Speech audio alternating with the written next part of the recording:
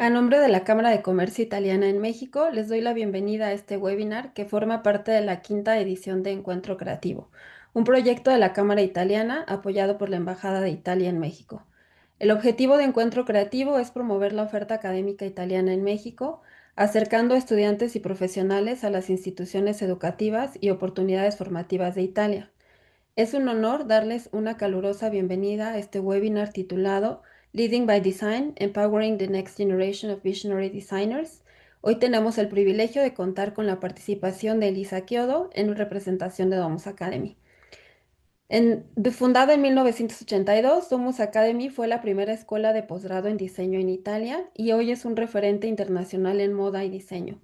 Con sede en Milán, se distingue por su enfoque innovador que combina teoría, práctica y colaboración interdisciplinaria, funcionando como un verdadero laboratorio de ideas. Su oferta académica abarca áreas como diseño de interiores, moda, interacción, producto y negocios de lujo, formando profesionales creativos capaces de responder a los retos contemporáneos de la industria con visión global y espíritu innovador. Ahora daré la bienvenida a nuestro orador, no sin antes contarles un poco sobre su carrera. Elisa Chiodo, diseñadora y estratega con una amplia experiencia en docencia, investigación académica y proyectos de agencia, apasionada del proceso de diseño, destaca en la resolución de problemas, el planteamiento de problemas y la creación de imágenes convincentes. Como diseñadora transdisciplinar, utiliza herramientas de comunicación, servicio y diseño empresarial. Le gusta tender puentes entre disciplinas e interpretar diversos lenguajes de diseño. En 2013 se doctoró cum laude en la Escuela de Diseño de Politécnico de Milán. Durante su doctorado trabajó en el Centro de Investigación Mobile Life, Universidad de Estocolmo, en dispositivos de diseño de servicios e interacción y el Meta Lab de la Universidad de Harvard en el campo de las humanidades digitales. Durante más de 8 años colaboró con el Máster de Diseño de la Comunicación del Politécnico de Milán, especializándose en el diseño de sistemas y experiencias transmedia para atraer a los usuarios y mejorar el patrimonio cultural. Trabaja en Domus Academy como responsable del programa desde 2016 en las áreas de branding y negocios. También comisaría y organiza charlas y eventos con diseñadores y artistas. Y sin más, le voy a ceder los micrófonos a Elisa. Thank you, Elisa, for being here another Thank you year. very much, Monica. So thank you very much for your introduction. And of course, for any kind of question, I will be totally available for you at the end of this session. So I'm sharing with you my screen. Let me know if you can see it perfectly, but I think yes. And so I want to start this talk together with you, talking about design, business, and the next generation of visionary designer. The title, since from the beginning, Leading by Design, is talking a lot of what we are doing every day here in Domus Academy with our students in our class. But I would like to start this conversation talking a little bit about me. Of course, Monica presents me really well, but as you have seen, I am a mix of different competencies. I start as a communication designer. I work as an art director and then as a project manager for several years, also in agency. But then I fell in love with research. So I became a researcher, I finalized my doctoral studies. And step by step, I start working a lot with clients in the field of strategy. And right now, I am an expert in business innovation. So as you can see from here, it's really difficult to define myself if I am a communication, a business designer. I used to work a lot also in service.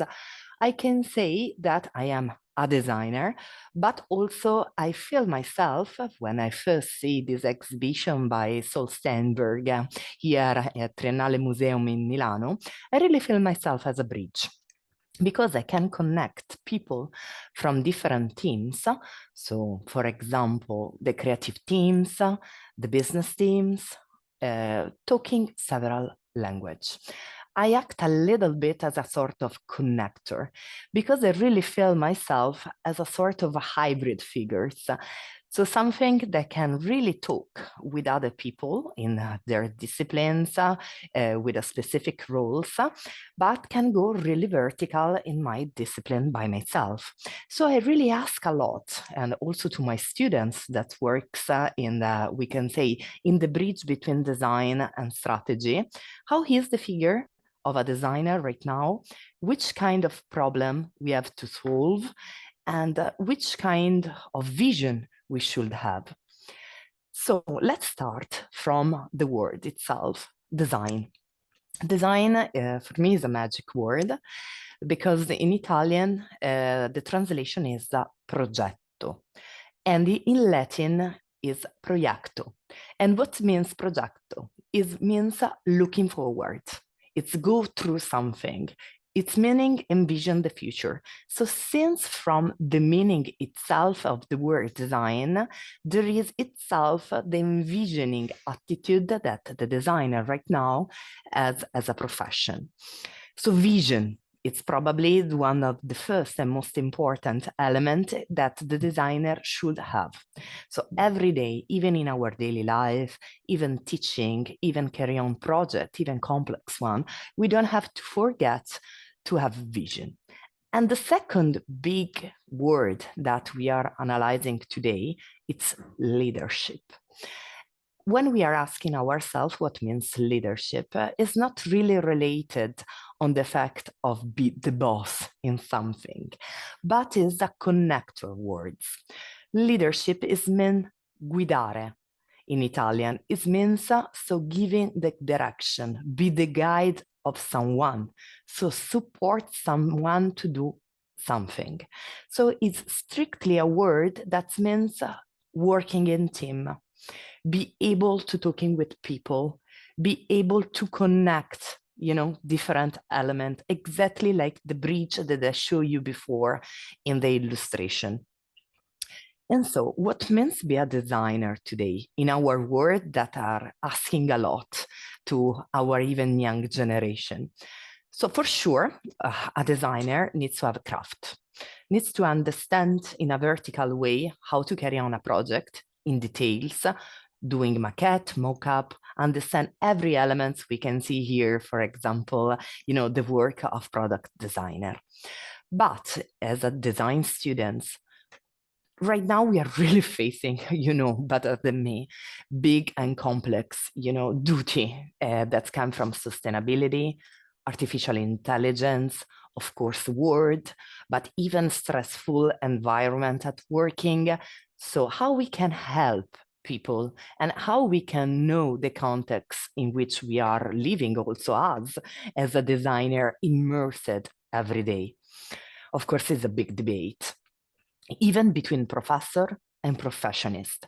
If you have seen right now in terms of books, but also with a lot of conferences, this is the Ethical Leadership Conference of this year of Cumulus Association between all universities all around the world, and all this book that are talking about leadership. This is a big debate because the important element is for sure that we have to face big issue, big problems. But also, as you can see here from this book of Silvio Lorusso on your left with this red cover, we don't have to forget that also we are people that needs to know how to carry on a project. Because only knowing how to carry on a project, we can act as a connector. We can work also with the product team, the creative team, and understanding if something is feasible on the long term. So what is required probably is a systemic vision. It's understanding the project, also understanding all the actors that are part of that. So from a business model to any kind of project, understanding and try to drawings the elements, and also understanding the connection, but also which kind of, relation, active relation there are between the element of this system, it's really fundamental. And so in Domus Academy, this attitude and courses in systemic design are really our way, are really our attitude. But let's come back to our work. A designer, most of the time, needs to solve a problem, something that is not really clear at the beginning, try to understand the elements and try to make it easier. Try to even to communicate in an easier way, or try to solve it in something that should become accessible, both for the company, but also for the customers, the users, we can say. I want to refer these quotes of one of the Italian design guru, that is Bruno Munari, from this wonderful book that was one of the first books that I read when I started, of course, my academic activity, that is Da cosa nasce cosa, that say, the design methods is nothing more than a series of necessary operations arranged in a logical order detected by experience. So experience, of course, it's part of, the main elements in our process. And you can see here that in a really ironic way, Bruno Munari says that be a designer is a little bit like be a chef. And here under, you can see a process, and this is a recipe book, how to cook green rice, and say step by step from the elements, the components, the analysis of the data, the adding of the creativity, the add of experimentation, the prototyping, are really similar of what we do every time that we use some kind of process. Here you can see the really super famous double diamonds with all the example used by agencies and studio by design council. And you can see here that is exactly like this, starting from a project and a problem, having a brief, try to detect the main insights and define which should be the design direction, arrive to have a concept, and try to decline with possible solution and a delivery. So even right now, if you can see this model, you can see here below that there is a big word, leadership. Of course, because meanwhile you are carrying on this project as a designer, for sure there is the engagement part with all the stakeholders, but something that is fundamental is creating the condition to allow innovation, cultural change, skill, and mindset. So leadership is becoming right now one of the most important things in order to have another time the vision to carry on something in a long term. So the vertical expertise, the craft in design for sure is necessary, but it has to be complemented by an horizontal vision. So a collaborative intelligence, you remember the bridge. So I start to read a lot. I carry on interview and I start to read a lot of book and papers. And for sure, this is an example of a famous paper that asks to design leader, which is the future of design leadership. What's next? And here you can see from Porcini to Kaneko, that is a partner director design in Microsoft. Of course, you can see Shepard, they used to be the vice president in product design in Ray, and now a big leader in Amazon, and so on. And also, of course, the Eric Quint, they used to be in Philips and 3M, the design director and also the leader. But something that I start to extract from all this interview and all their book are some sentences.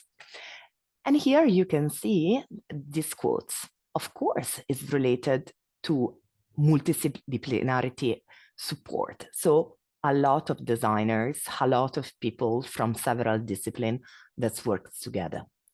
Remain driven to design. So understanding which is your mindset, your way of solve a problem with a process. Creating meaning, of course, have a vision, even works with the other. Have empathy. It's something to be a connector and, of course, a facilitator, and try to converge several disciplines. So you can see that here there are some elements that are recurrent.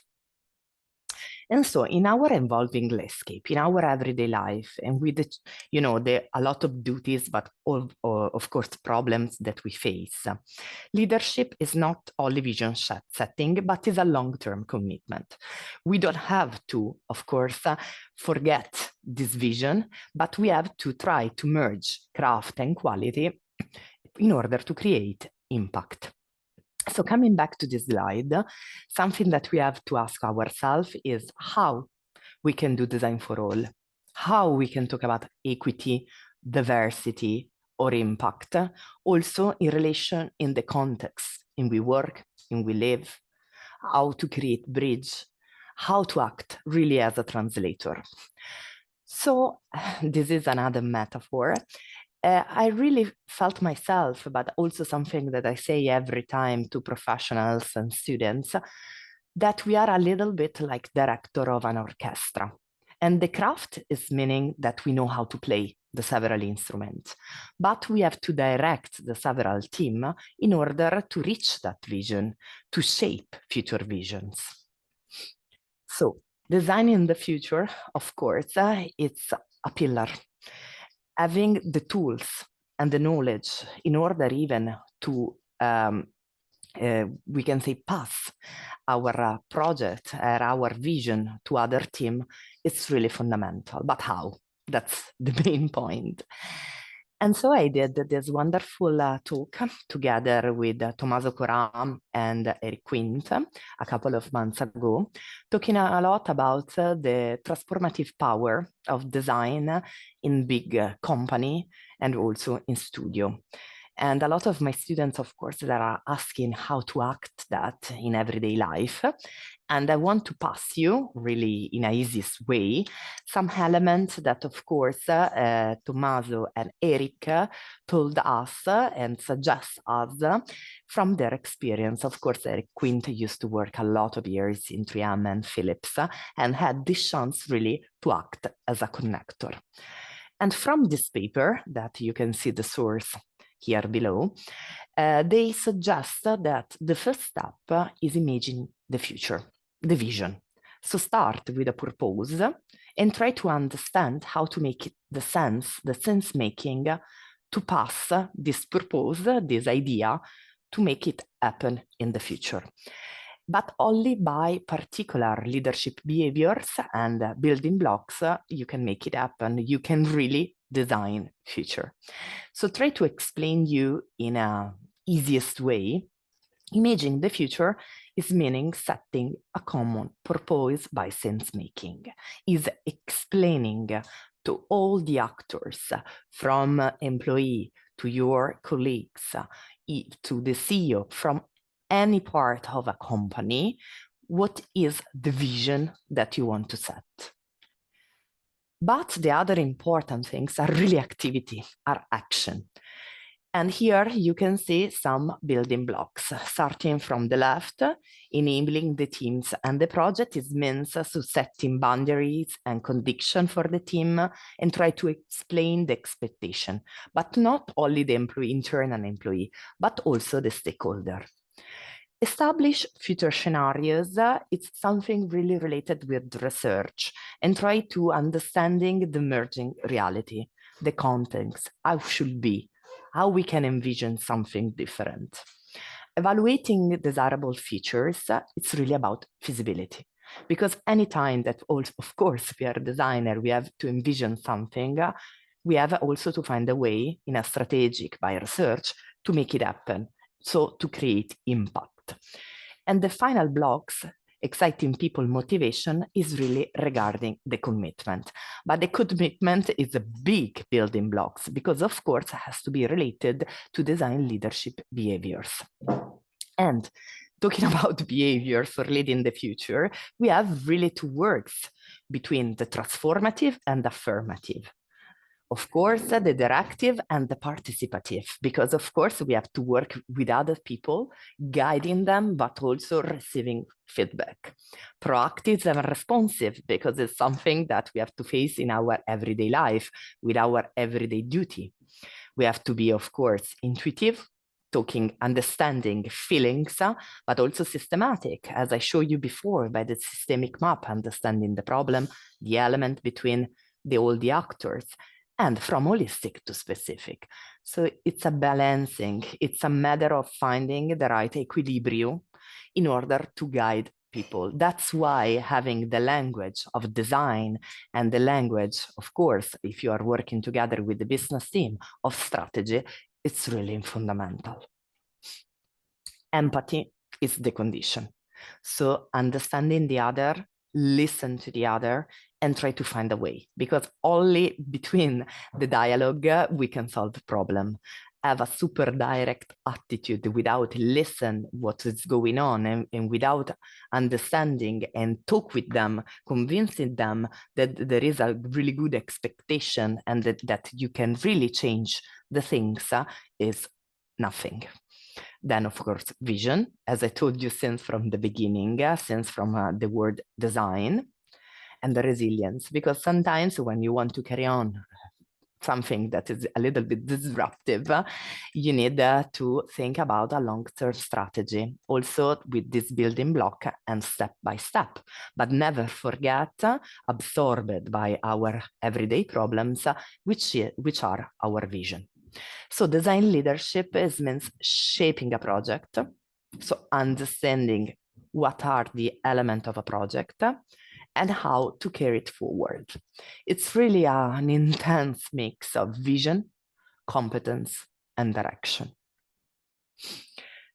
And this is a big question that I ask myself every day, as of course, as a professor, and of course also working with company and working with students that will work in company after their studying here in Domus.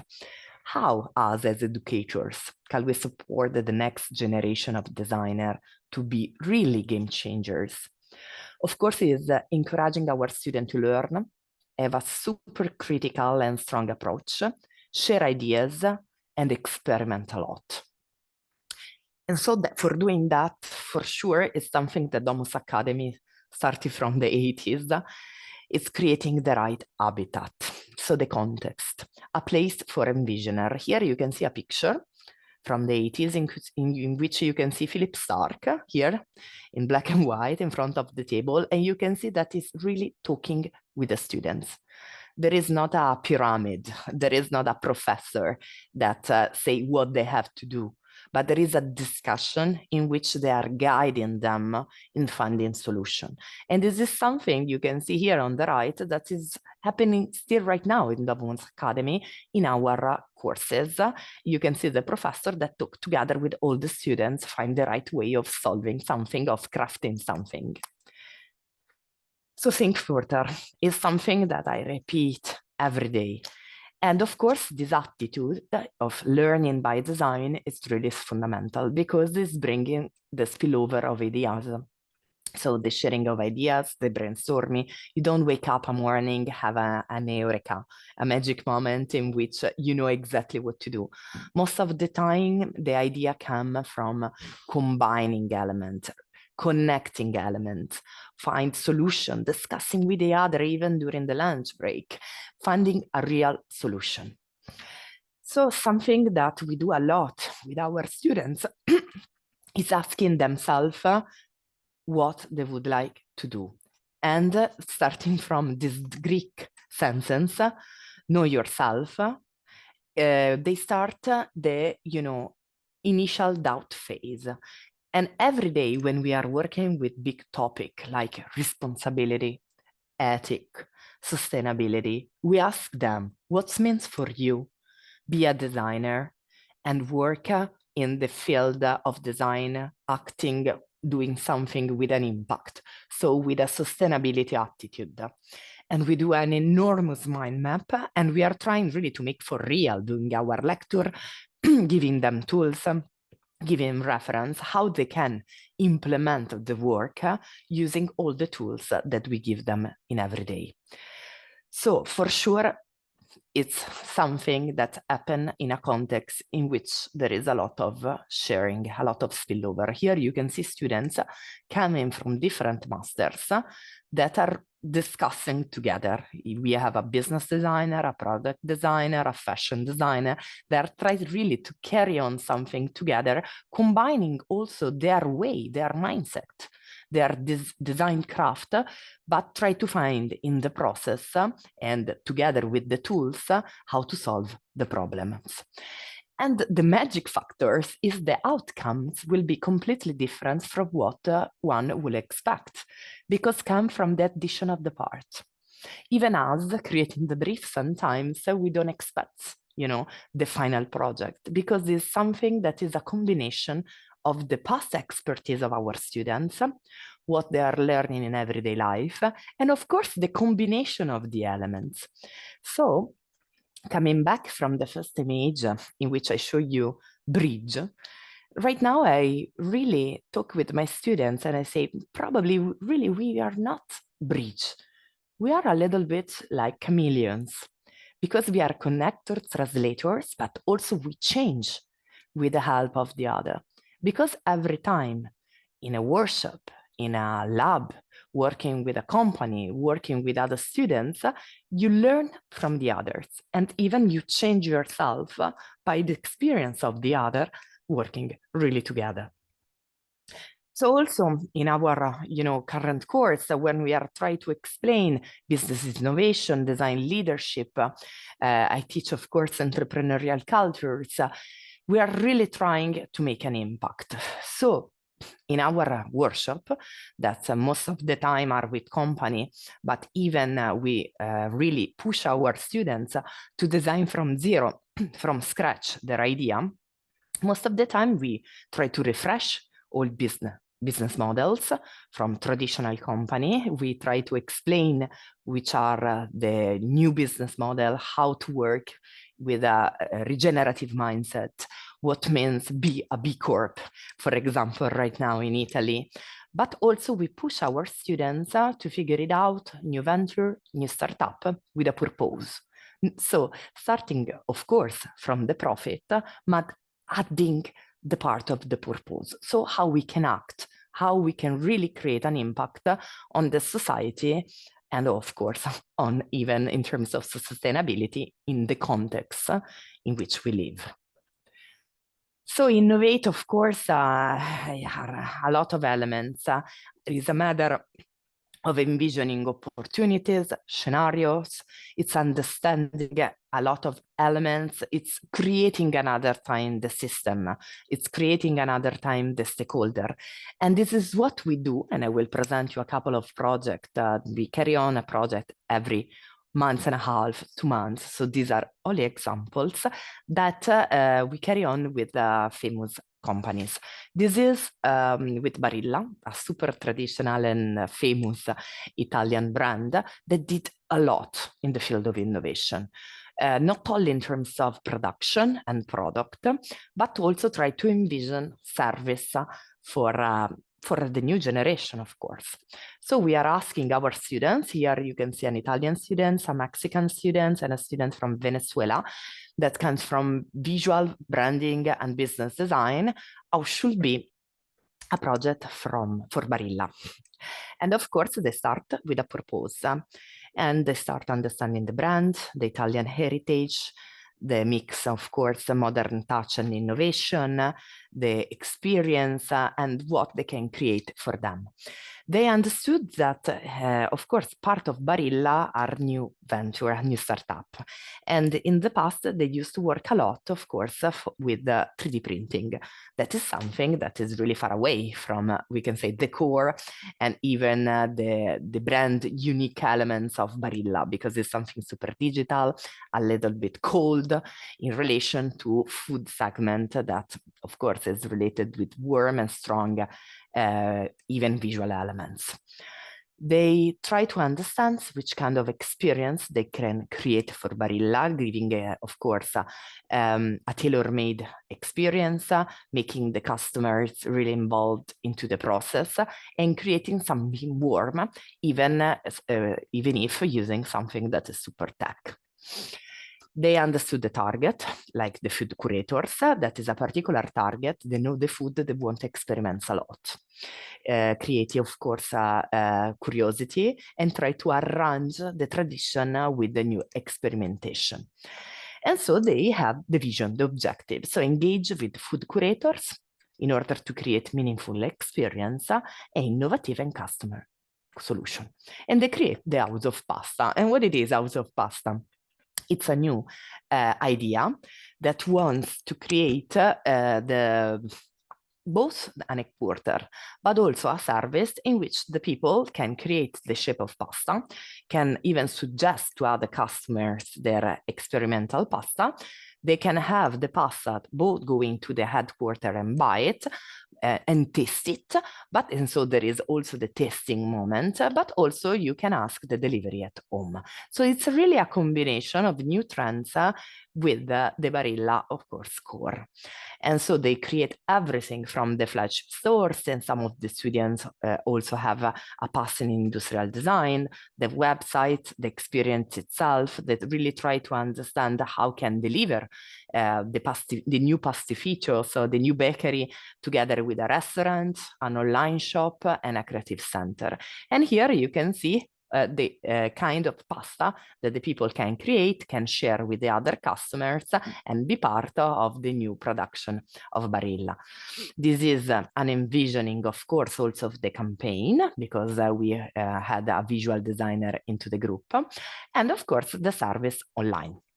So this is an example of a new service and product created from an existing traditional and famous Italian brand. The next project instead comes from a workshop of entrepreneurship, in which we ask our students to envision something as a new startup or a new venture. And here, 3 different students with different background, they decide to work together to create something to have an environmental and social impact. Of course, they are really, keen to love the project, because they really love the indoor gardening, but they really find also the right context. They really, start from our unfortunately polluted city, that create a lot of social concern coming from, of course, the climate anxiety, but also, our everyday life, well-being. There did a lot of research by sources, and so primary and secondary research by survey, qualitative interviewing data, and try to understand, of course, if there are feasibility in terms of possible customers. And then they start to work at 0 kilometers. So try to work with people that have activities, so enterprise that works with indoor gardening. And so try to create connection with a business that already exists. And try, of course, also to work in the sector of education. So try to create an app that can educate, of course, different kind of generation, from the older to the youngest. So here is an example, because they have done a prototype, because they have done the entire builders model, the prototype, the launch of the project of Simply Rooted, in which you can see the main function, the shop, the personal garden, the virtual assistant, Bella, that helps you every day to know how to, take care of the plants at home or in your office. The Green Collective, there are existing collective also with the municipality that deliver free course. And of course, the business part, that is the Plant Radar, that is a subscription that suggests you every day possible plants to be part of your personal garden. So you can see here that the pillar, of course, are educational awareness, personalization, community, and collaboration. And here, another time, we have some example of interface. Here you can see the service itself, the virtual assistants, but most of all, here we can see a system that it's, of course, part of the business model, but was the first draft of our student, in which they want to really connect the actors from Simply Roots, so the service, so the idea of the startup, the clients, the suppliers, the partners, the collaborators. And here they are trying really to make it happen. And they really did interview, not only in terms of customers, but also a lot with the suppliers, understand which kind of product there should be, the right one in particular city. There already exist some collaborators from the municipalities to hotels, but also schools. So really try to apply a B2B or B2B service step by step. And of course, what we ask them are measurements, of course, another time impact and feasibility, and the connection. So how to act, the futuristic scope, as I told you before, is from envision in a strategic point of view from nursing homes in terms of B2B and schools, arriving also to have the B2C clients. And here you can see in terms of futuristic scope, so another time the vision, the schools. So our goal as professor, as a designer, is of course to encourage our students have a critical thinking first, an ethical approach, and try to work with a point of view that really acts in terms of sustainability and responsibility. Because if you have to look forward and we have to think about our future, it's impossible to have, this kind of mentality, this kind of mindset. And also think about their professional roles in the future. Which kind of designer you would like to become?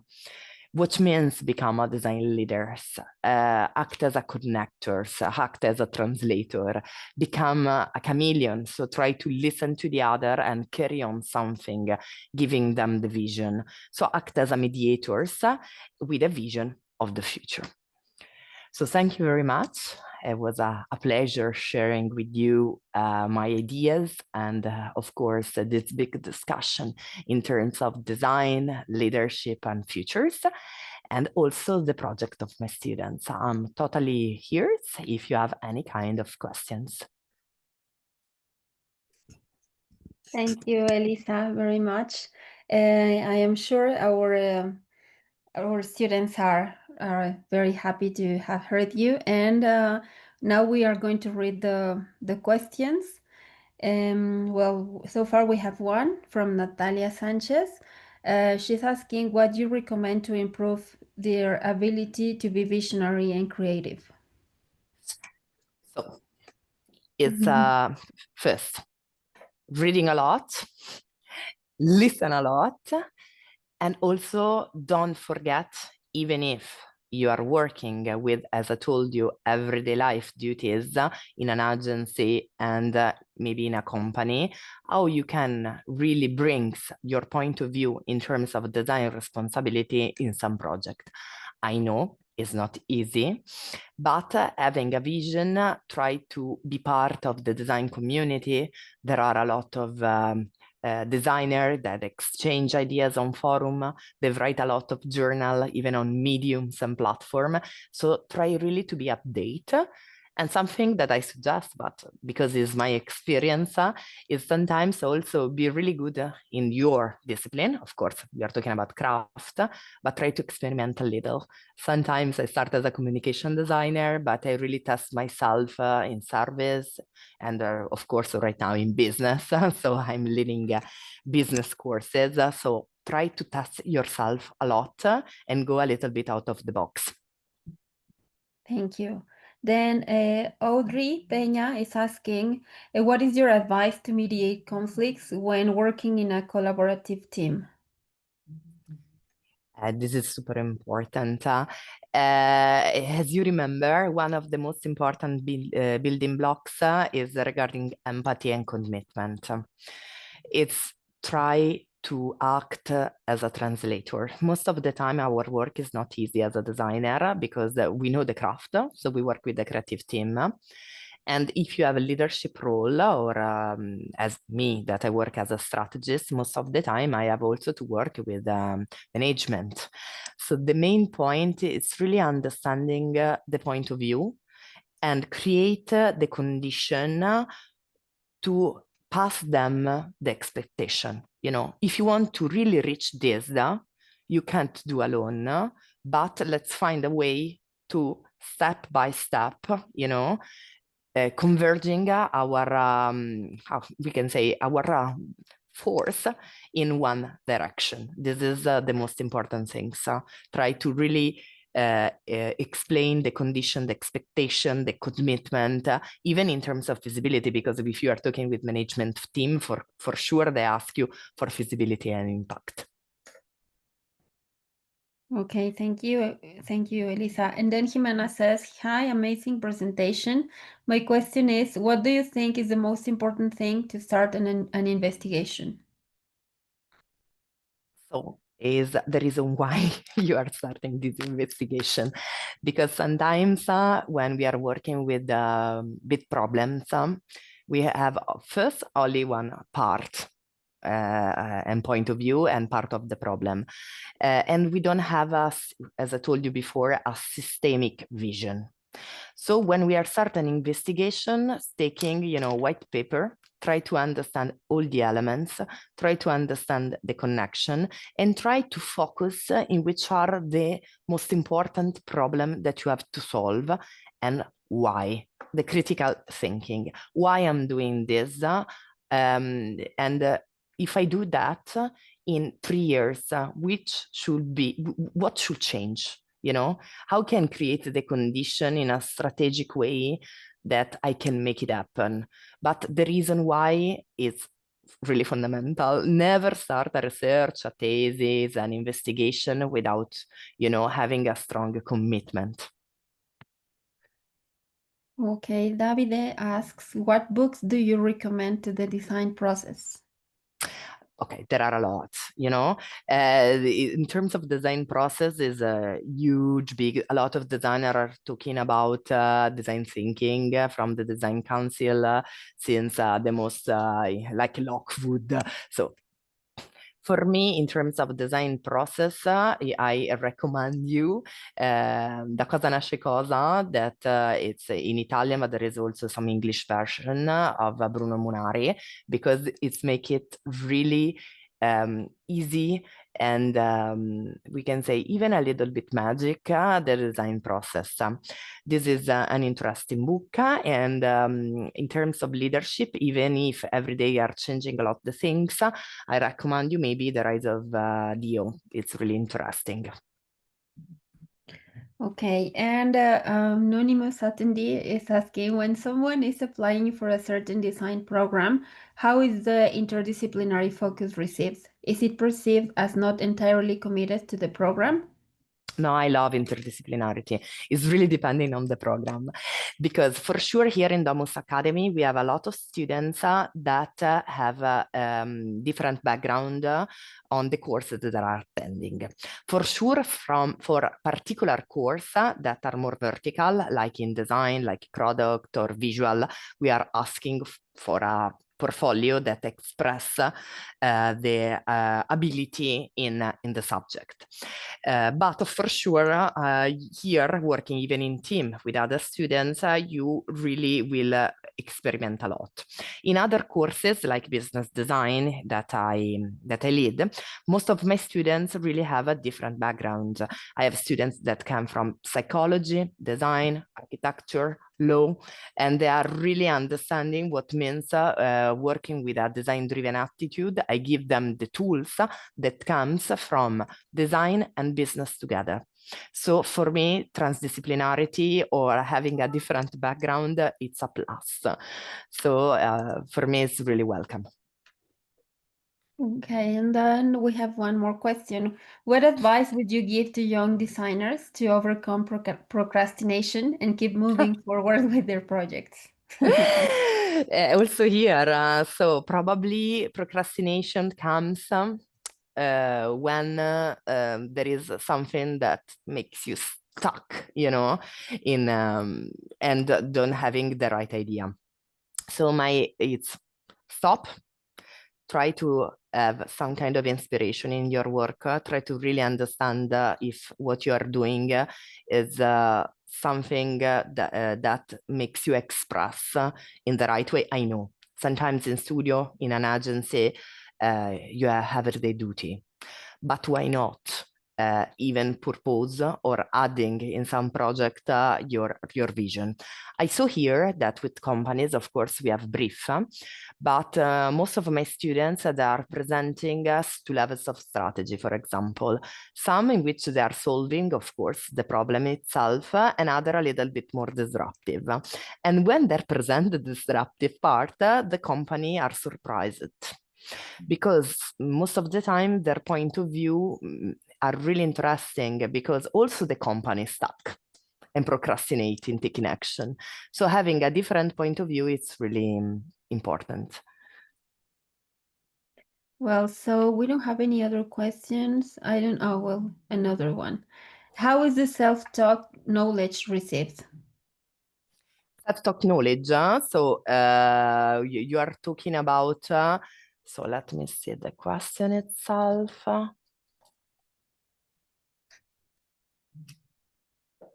If I can see here in the chat.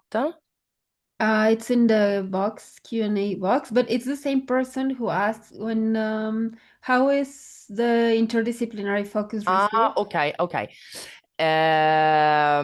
So another time is depending from what, okay?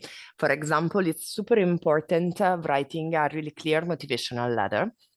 I read a lot and I am super interested in motivational letter in which there are some of my students that, for example, have done particular studies, have done different experience in their life. I'm talking about working experience, but also courses that they have taken, books that they have read, and they explain me why they are committed in doing a particular discipline.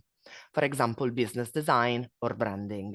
Not all my students in branding come from graphic. I have some of the students that, for example, comes from marketing, but they did personal courses that proves me that even their level of visual is really credible. Or I had students in business that used to be architect, for example, and really explain me well why they really want to transform themselves in entrepreneurs.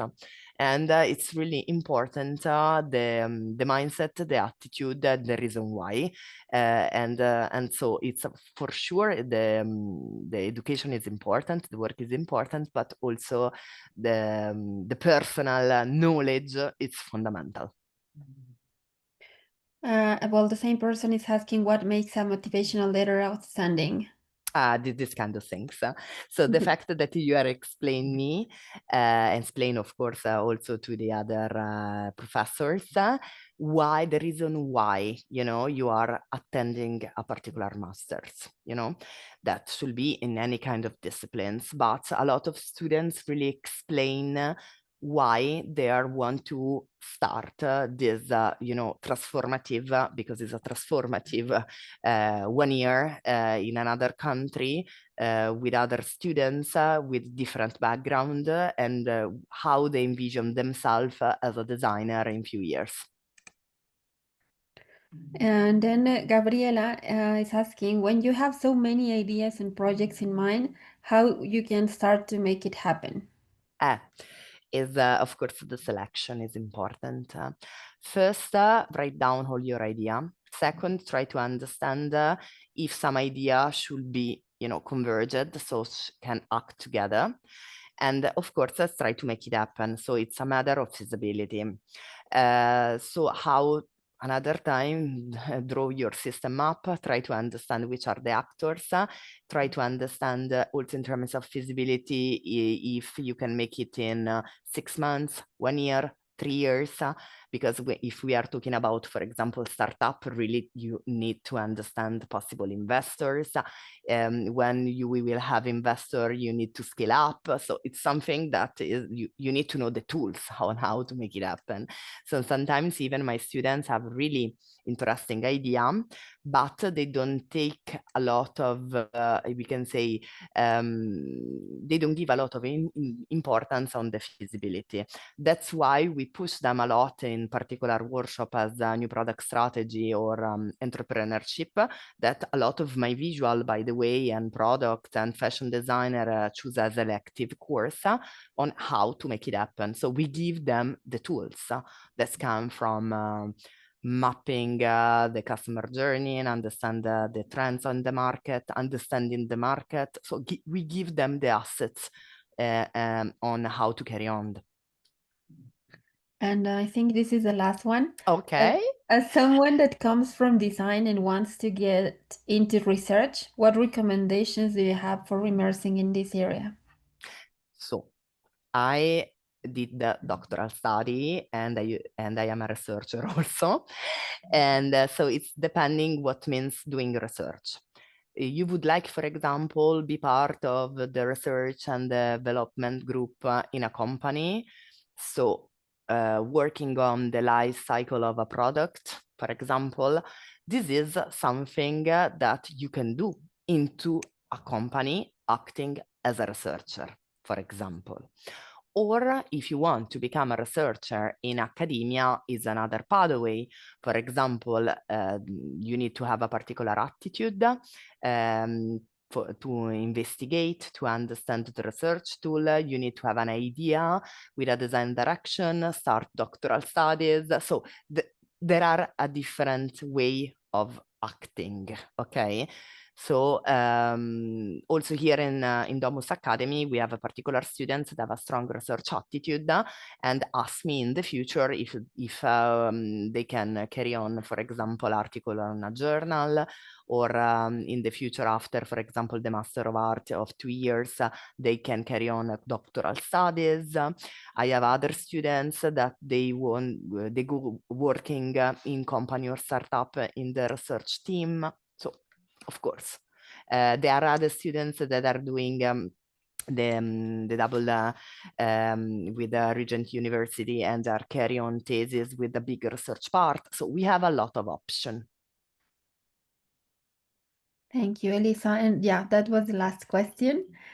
So thank you very much again for being here again. And well, so hopefully you have all enjoyed this masterclass.